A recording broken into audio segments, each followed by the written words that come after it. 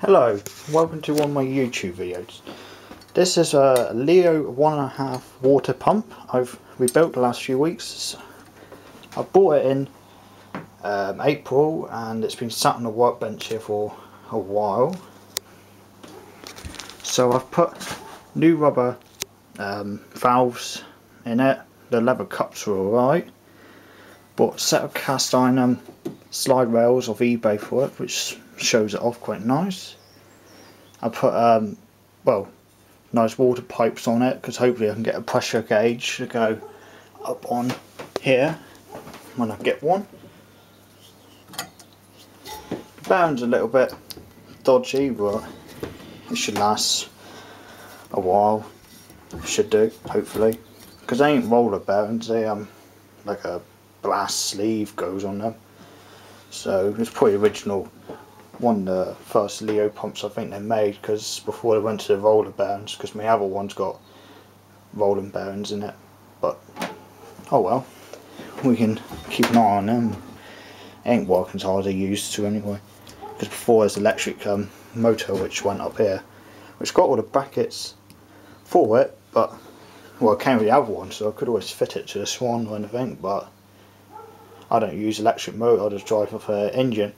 Because I've rebuilt this one for a Wolseley WD2 you might have seen in my, not WD2, WD8, which you might have seen in my recent videos, which that's the next job on the list, which I got these cast iron sliders when I was at the Thousand Engine Rally, and I put them on that. There was a little crack in both of them. This one had a smashed corner, which I've put a plate on the back, which from the outside don't even see it. On this one it was broken in the middle. I could have done the same sort of repair again, but the engine sat there and there, so that's underneath it, so you don't see that bit. So these four wheels are for this Leo pump.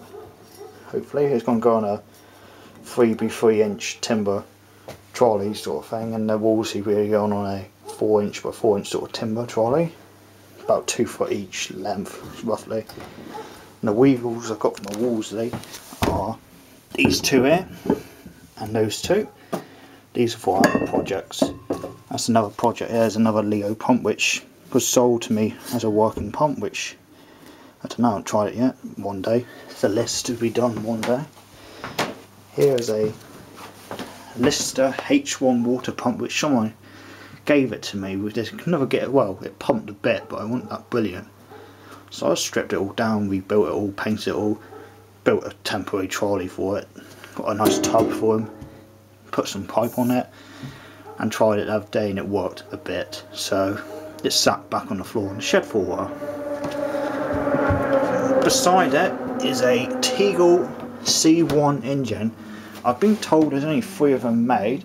Apparently Tegel owns 2 of them now, so this is a bit of a rarity. But I haven't got the original carburetor or nothing for it, so I've been trying to rig up carburetor springs and stuff, but I've had a couple like smoke rings come out with a bit of smoke, but there's nothing major out of it, so got good spark. But again, I stripped this all down, rebuilt it all and everything, but again, there's another list for another day. Up on the top shelf here, I got a collection of vintage petrol cans, which I've got about 15 in my collection. I got, well, most of them are 2 gallons, and I got 2 1 gallon ones. So I put a Manco sticker on that one. I've got a Manco out here. Shell ones, Astro ones, Pratt's ones. This is quite a rare one at the end here. That quite nice one. A couple old fire extinguishers. Some handles for trolleys in the future, which will get there at one point.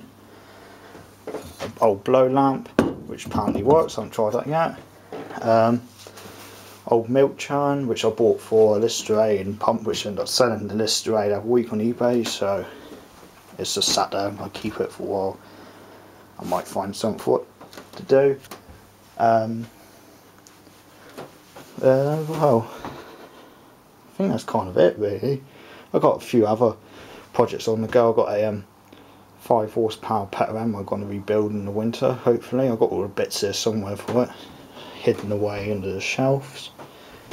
I've started building a Titanic a few years back out of wood. It's about just over 6 foot long, which is almost the width of my shed, because the shed is 10 foot by 12 foot, my shed is, as you can see.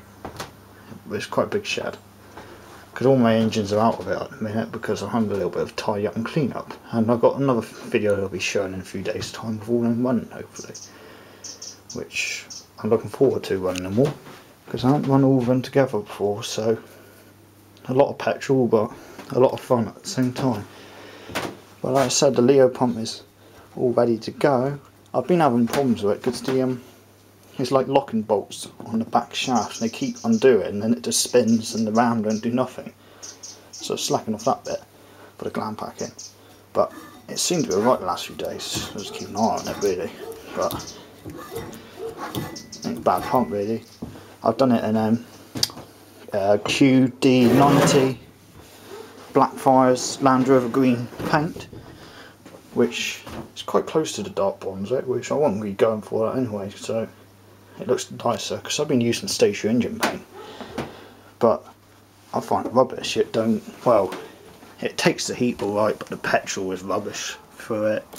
When I painted my grey walls, see out here, I've used the paint, cleaned all the lid up, put them back together.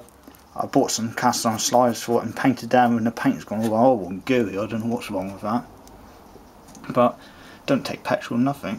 So I've been using QD90 Blackfires Land Rover green at the minute. But that's a job. I've got all spray cans. I've got because the Lister bods are green from the stationary engine parts. It's all blistered from my fuel tank, so I went down Trago, as all the Cornish people do down there. Got some green paint for it, but that's a winter's job. We've got some heat-proof spray paint here, which I've been spraying exhaust pipes with earlier on. And it almost ran out of that. All my nuts and bolts everywhere. I've got loads of bits and pieces all in there. You can't find everything. I've got spare magnetos at the back here somewhere. My 5-gallon drum of SA30 oil, which all my engines run off. And my pumps and oil on cheap, like Traeger Mills oil, but I've got plenty out here, so I've been putting that in some of them. But the pumps last quite a while. The only problem you've got to watch the pumps is the water getting into them, but do it every year, change them, oil on them, they seem to be alright. My Lister D, when I first rebuilt that, I put on GTX oil, which I've done an oil change during Christmas on it after 2 years, so it wasn't that bad on it. But I haven't took it to no shows this year. It's been running alright, but I've got so many engines I've been taking around. It's just nice to have a change, if you know what I mean. So I'm doing my Wolseley WD2 up, but I don't think it'll be ready for, well, I haven't got one more rally left this year, which is in a couple of weeks time, so that one probably won't go, and I'll hopefully taking my Wolseley WD2, the alternator, and some sets of Christmas lights and stuff, and I've got my 1500 watt inverter here, which I can charge the phones up and charge the caravan up on it while the engines run all day and charging everything up, so ideal for that. We've got a bench sander here, which really good tool actually for Christmas, and it's good. I put a couple wing nuts up underneath it, up in there, so I can take it on and off and move that away and get all my workbench back. But I've tidied it all up, which is a change for me, which I'm a bit lost in my shed because I've tidied it so much I can't find nothing. So that's me, I suppose, putting stuff away. Hopefully I can find it all again when I come to doing it. Problem is, when I've got all my engines in there, ain't a lot of room. I've got an LDV seat there which covers my transit. I've got to put that back in it soon, but there ain't a lot of room. The time I got, well, 5 big engines to come in here, and I've got a few water pumps that come in here. I'm normally left with about the size of that mat, which ain't a lot, so I don't really get any rid of any more, because when I first built my shed I started from in the corner here all the way down to double beam here, which is 7 foot it was, and it was a 7 foot by 10 foot shed, and I had it for about probably 6 months, and my workbench used to be all the way down here, which is from there to the corner, and used to go all the way along the back here. So I got fed up with it, so we extended my shed from that joint there all the way down to the corner, which is about 12.5 foot roughly, I think, and still 10 foot that way. But maybe the plans next year is extending that way with it a bit more. Got another 8 foot I can go out behind before I hit any problems.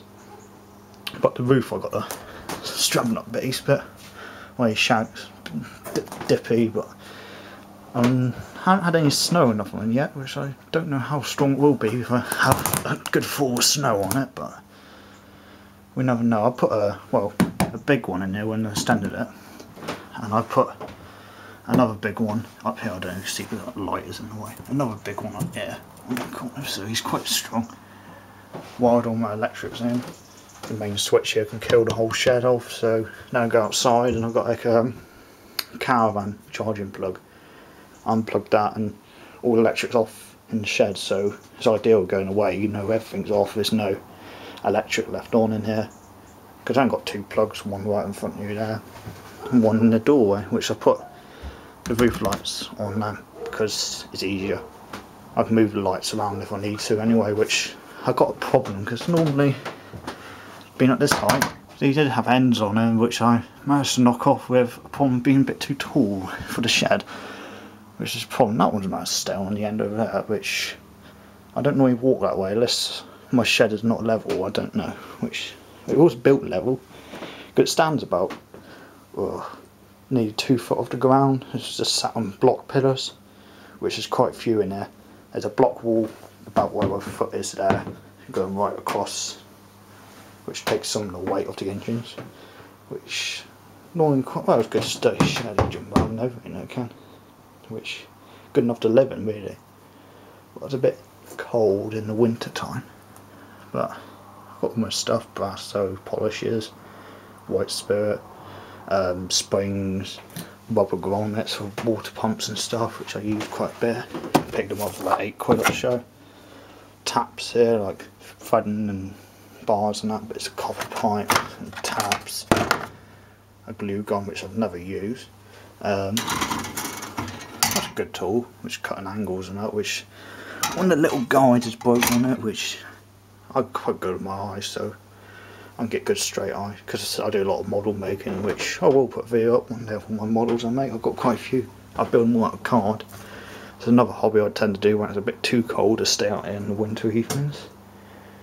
But I think that's come to it. I might do another update soon on some more engines, which you hopefully see. I might do a video when I've finished rebuilding that pump down there, which, as I said, sold to me working, but I haven't tried it. We'll get there one day. But the whole reason I've done this video for, because I thought I'd show off my nice new Leo pump, which I've got one already, but I like the Leo pumps. And nice pumps, ain't many around on the Valley Fields, so I thought I'd show you all this. So thank you for watching, and hopefully you see another video soon of, well, I don't know, some engines and stuff. Thank you, and good night. Bye.